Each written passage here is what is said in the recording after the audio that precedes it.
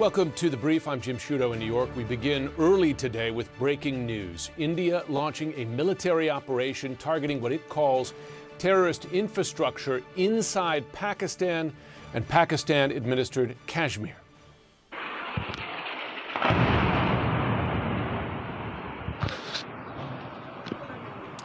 Those the sounds of explosions during those strikes. India says it struck 9 targets, adding that none of them are Pakistani military facilities. A Pakistani military spokesperson says the country will respond to those attacks, adding that at least 3 people have been killed in the Indian strikes.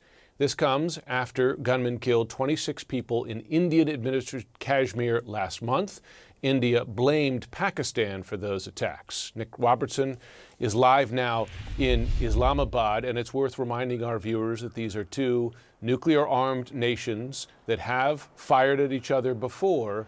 Tell us what the situation is now and concerns about escalation now. There's a real concern about escalation.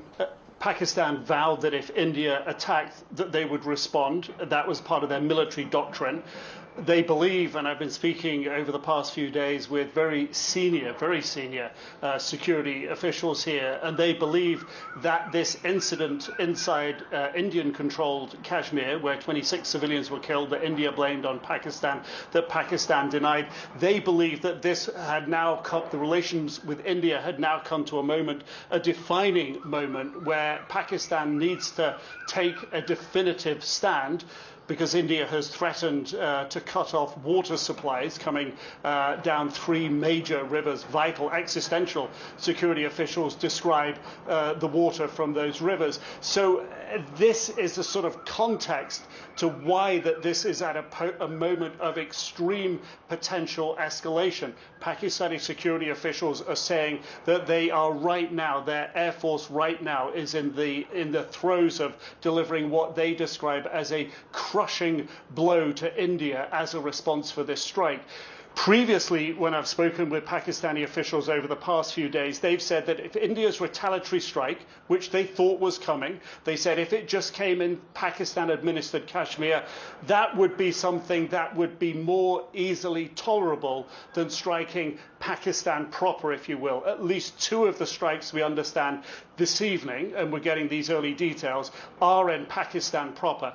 This tells me, from what the officials have been speaking about, that this will demand from the Pakistani side a much higher level of response. Again, this speaks to the potential for escalation. How does India respond to this? One of those strikes in Murad K inside Pakistan proper was literally just about 20 miles from the border with India. So for their fighter jets, if that's what it was, to come over and strike, that was a relatively easy operation. However, these strikes have been on the audible, if you will, outskirts of Islamabad. Our cameraman here with me, Javid, his house is about an hour from where we are in the center of Islamabad.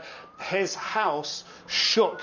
There were 2 loud explosions, he said, and his house shook from those explosions. So that gives you an idea how close some of the strikes have been to Islamabad, perhaps about 50, 60, 70 kilometers away. The other explosions I was describing that have happened elsewhere in Pakistan have also been near the major city of Lahore, the sort of very outer reaches of that. So again, these are very strong signals, if you will, that the Indian military is sending to the Pakistani government. Again, it speaks to the potential for escalation. We have to wait and see what Pakistan's response is, what it's been. They describe it as crushing. We don't have details yet, and therefore what India may do after that. Jim? Nick, I wonder, given that India's strikes, and this is notable to your point, struck both inside Pakistan-controlled Kashmir and inside Pakistan proper, is it reasonable to expect that crushing blow, as Pakistani officials are describing it, might do the same in kind, that is, strike inside Indian-administered Kashmir, but also perhaps inside India itself? I think there's a genuine potential for that. And the military here have released pictures of some of the victims of the overnight attack from India. And the first assessment of the Pakistani military here is that they only have civilian casualties. And some of the images they released show women and children blooded and inside a hospital. So again, that the fact that women and children have been injured beyond military-age males is going to, if you will, ratchet up the potential for response. Now, Pakistan's military is describing the casualties that they've seen so far as civilian casualties. It's unclear to me whether Pakistan would strike back at military targets or if they would strike back beyond that. If they strike back at military targets, there's a potential that escalation doesn't get out of hand. But this is, the tensions have been hugely high. The Pakistani security officials believe this is an existential moment. The fact that the water to the country that powers a lot of the electricity generation here, that's absolutely vital, it's vital for agriculture. They feel that as an existential issue, and therefore their response was going to be accordingly strong from that perspective. It's very unclear to me where it will go from here, but the language has been very, very clear. If you track it, and I've been coming here for about, well, over 25 years. I first came here when Pakistan and India were fighting another one of their major skirmishes, which killed thousands of troops high in the Himalaya mountains inside of Kashmir, the Kargil battle that lasted several months. The language has become much harder and tougher in Pakistan from the military since then. This is an army, remember, that's been fighting an insurgency on their western border that has actually become increasingly ferocious as the security situation in Afghanistan has deteriorated and Islamist militants have used Afghanistan as a base and attacked into Pakistan with ferocity, that the army here over the past couple of decades has become tougher and stronger militarily in their ethos, in their outlook, and one can even say in their leadership. So there is a very strong and toughened military from the Pakistan's perspective, but also from the way their leadership evaluates the battle space and relation with neighbors. It's quite, in military terms, it's a tough leadership right now. And Nick, drawing on your experience of previous high points in tensions, just personally, I remember being in India and Pakistan some 20 years ago in the 2000s when there was concern that there might be an escalation even to a nuclear exchange. Granted, just concern, and of course that didn't come to be. But place this current standoff in recent historical context in terms of how severe the tensions are today. To give it a sort of try to give it a simple context here, you have a tougher and, if you will, more forward-leaning military. You have a military that, in the estimation of most Pakistani civilians, has a big influence in the running of the country. So there's that perspective.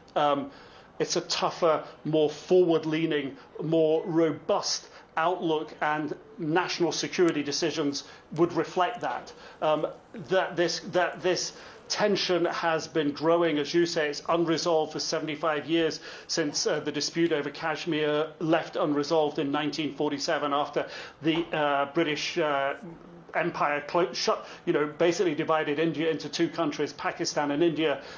Pakistan, of course, Muslim majority, India, Hindu majority. They fought three major wars in the intervening period. 71 was one of the biggest, and various skirmishes as recently as 2019 and more subsequently.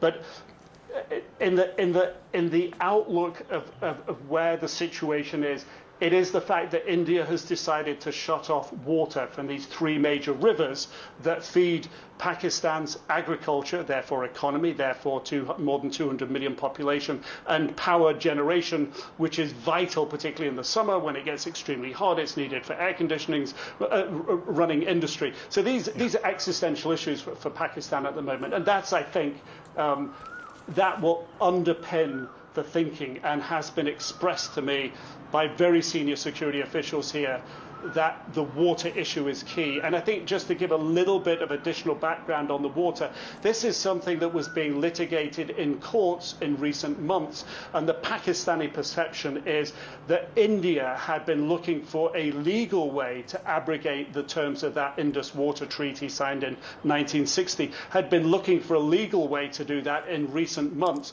and had taken this particular killing of 26 civilians as a rationale and reason to immediately jump to that position. So this is something that Pakistan has seen coming, and therefore they believe that this is not just a sudden decision by India, it's something they're pushing for. Brewing for some time. Nick Robertson, thanks so much.